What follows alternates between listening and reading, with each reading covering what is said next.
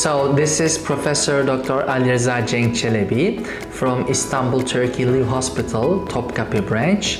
So this is our university hospital, and I have been working in ophthalmology for over 20 years, especially performing the surgeries over 10,000 cataract surgeries mainly. My basic and the main research area is generally focused on the cataract surgery, smart lens surgeries, and also the glaucoma surgeries, which I have been currently holding a glaucoma fellowship trained in Harvard, Massachusetts Eye and Ear Infirmary. And additionally, I have been currently working as an active member in Corneal Society, working and performing the keratoplasties, which stands for the corneal transplantation. And besides that, I have been also finishing the residency with the Ocular Tumors. So regarding to that, I have been also performing the enucleation, evisceration, surgeries, and prosthesis implantation in proper patients. And finally, still working on the refractive surgery, which is also one of my main research area. I have been successfully performing the